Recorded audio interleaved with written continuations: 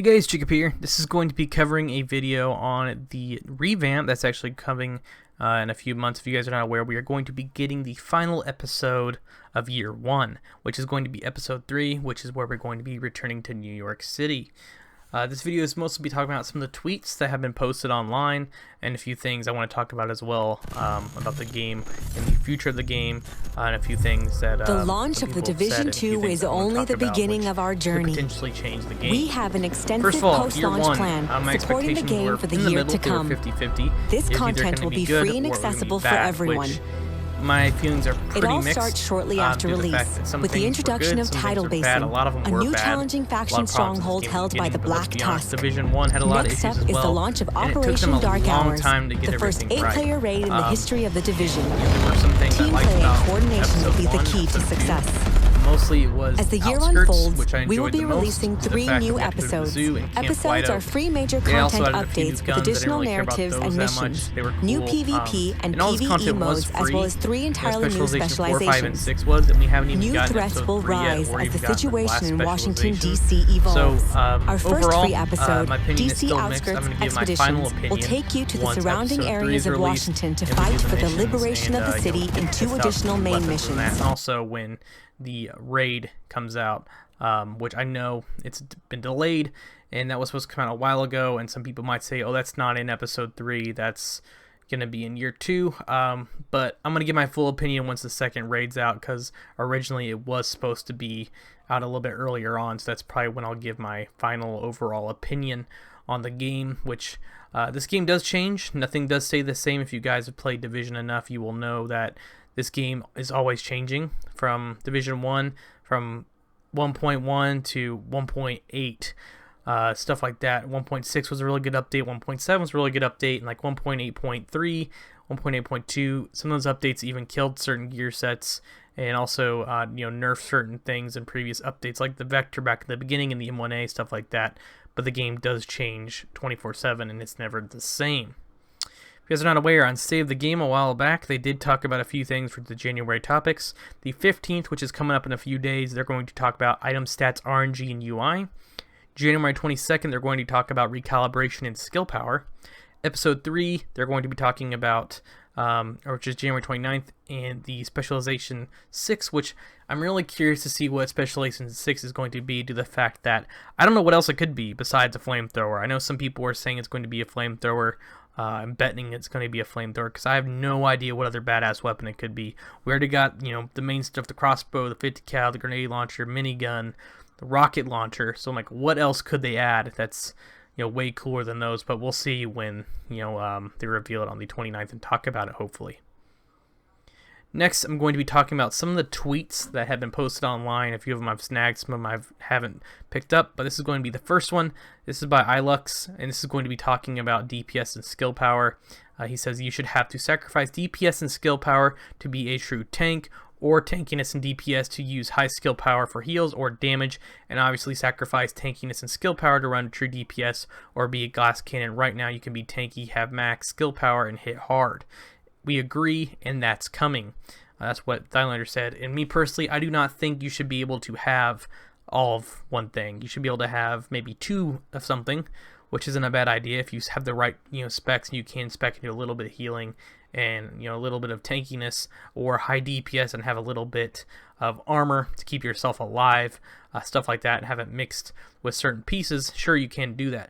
But there's some people running around the DZ who have these 600,000 armor builds, and they're hitting like trucks and also have insane heals, and you just can't kill them.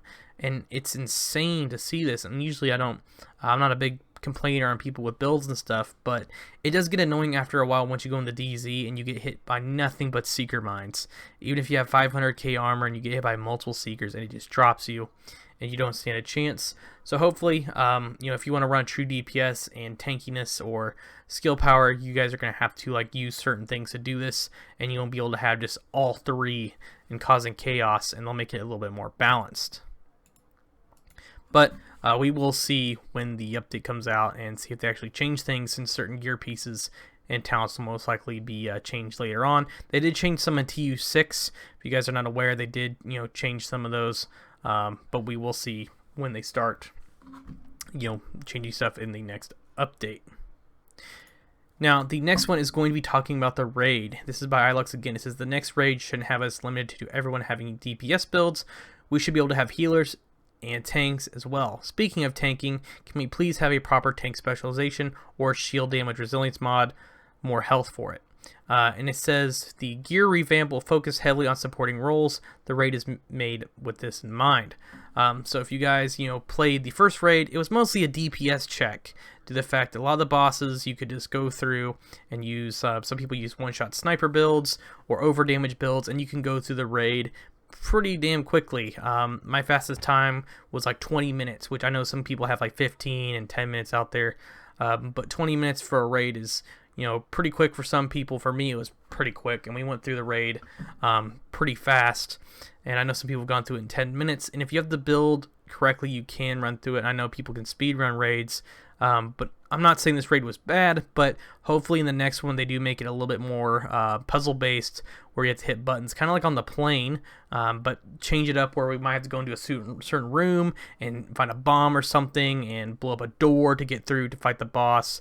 Or one team has to find something while the other team fights off waves of enemies, and that way you can get to another area. Just make it spice it up a little bit and just change it, or even add something new which you've never even seen in Division, or throw a crazy enemy in there that could really give us a lot of problems and have to fight through them, because to me the bosses really weren't that scary or even intimidating in the first raid. Now here's the next tweet, which is Call Me Darty, who's actually in my he's in my clan. Darty, if you're watching this, you made it into the video. But Darty says, "Hey there, as a guy who loves PvP in Div 2, I just have a few questions in regards to future plans. If you find the time to answer, that would be awesome." It says, 1, with the coming rework, will that affect how powerful all DPS talents are? Strain, Clutch, Berserk, Boomerang, etc., etc. And Frederick did say, yes, every talent in the game will be affected by this rework. So that means every talent, Strain, Berserk, Clutch, Measured most likely, Ranger, everything is going to be messed with a little bit. I'm not 100% sure. Who knows, they might break it. We'll see. But some of this stuff will probably be changed due to the fact that they are going to be taking away some talents by the sounds of it. I'm not 100% sure on the whole passive talent thing, but by the sounds of it, they're going to be taking away some of those and be changing them. So you won't be able to have a certain amount of things like 100% hazard unless you want to spec those pieces that give you the bonus, and it seems like that you won't have to have double stack talents on pieces like Fenris, like the knee pads and the backpack and stuff like that. Next is going to be the next tweet, and it's going to be the Phantom Prince. It says SMG buff. Yes, they got a buff in TU6, but they still are so weak compared to ARs, LMGs. My Vector hits for 22k, but due to high armor makes me feel like I'm shooting marshmallows. And he says, which is Frederick, says that's because they have crit chance. Armor and LMG bonuses are currently multiplicative, so they are stronger. This is getting fixed. So hopefully crit chance will be a little bit more powerful, kind of like it was in Division 1, because I'm a huge fan of SMGs. I love the house in Division 1. I also loved SMGs and stuff like Battlefield and Call of Duty, stuff like that, and SMGs are pretty awesome, and it's nice to have a little bit of a change of a gun or have a backup gun that's completely different. But hopefully they do fix this and make them a little bit more powerful. But another thing too, it's going to be talking about the Chameleon. This is not an SMG. A lot of people are saying it was an SMG, but I had to correct myself on it. This is like apparently a gun they made up. It's like a AR Chris Vector style gun. So I'm just letting you guys know ahead of time, this is going to be an assault rifle, not an SMG apparently, which I told you guys in the previous video. The next tweet is going to be by the Phantom Prince again. It says, any changes to making us pop armor kits on the move? And they did say we won't change it at the base level. Gaining health will be either something you can do on the move because there's something in your build that can make it so, or something that makes time and opportunity that intended balance. So pretty much if you guys played the first game, you will know healing was way different than it was in Division 2.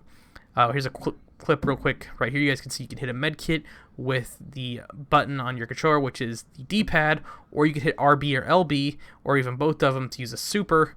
And there was also different types of first aid kits you can use while you were running that would actually heal you and keep you alive a little bit longer. And there was even immune stations that you could drop that affected stuff like bleed. They could revive you. They could give you ammo.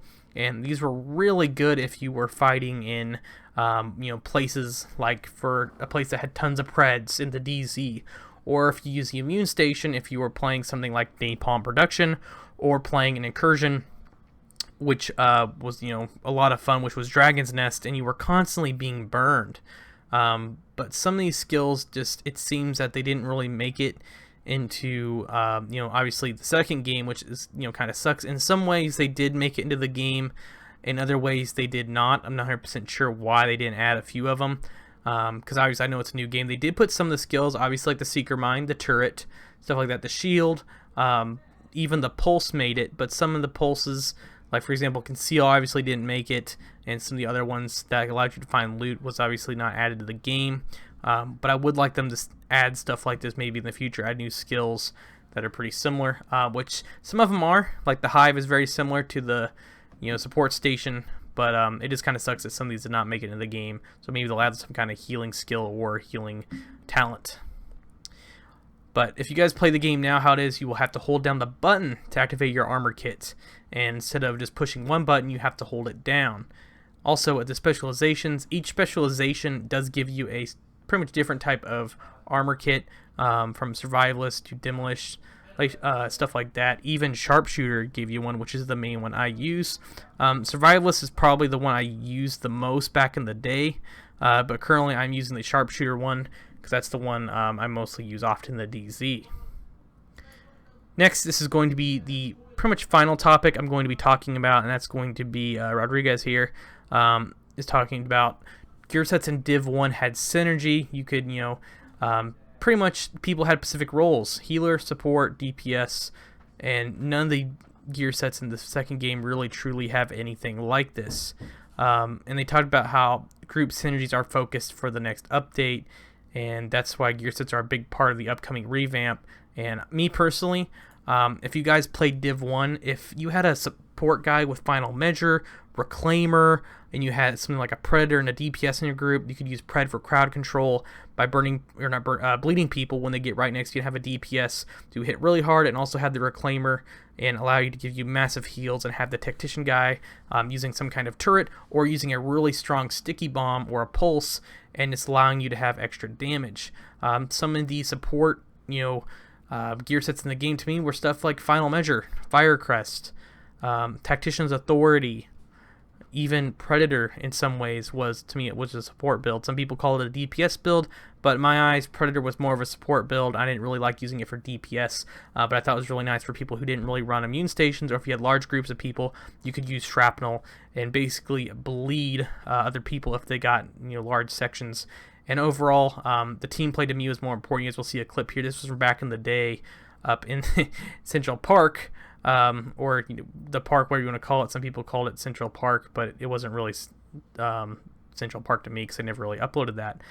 But fighting at the park or fighting at this extraction was a lot of fun due to the fact it was really close quarters, and you always had people using a Reclaimer, which you guys will see here. I had a bar because I was using Vigorous, and it just, everything fit together so our team could essentially push back all these people. And this is when I used to play this in the RCK guys, which I do play with Demonic still, but they are no longer a thing, and we don't play together anymore. But these are some older clips as well back in the day where we even fought in the underground, where you could use stuff like the Tac Link and just burn through people. And you could use stuff like the Recovery Link or even the Survivor Link to keep you alive a little longer. These guys popped it here and ran at us. But if you have a Tac Link, you can see sometimes you could just burn through them if you had enough damage. And you could hold down one little section. But in Div 1, it just seems like it's a little bit harder to do that. But overall, I'm really looking forward to see what we get in the next overall update. Hopefully it's a little bit better than what we've gotten. And I'll be giving you guys updates on year 2 once we see how much it is and see what's going to be included. And I cannot wait to talk about the new exotic, which is going to be the AR vector gun, which I showed you guys, and a few other things when we see the new missions and how it connects to Division 1 and Division 2, since we are going back to New York City. I will post the trailer here so you guys can see if you haven't seen it yet, but thank you guys all for watching. Make sure you guys subscribe to more Division 2 content, and I'll catch you guys all later.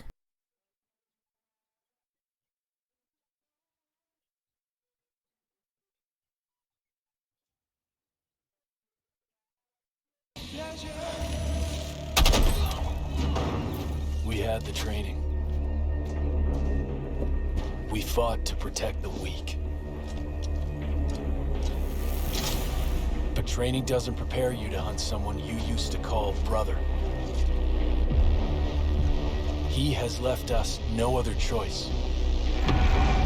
If we don't stop him, there will be nothing left to save.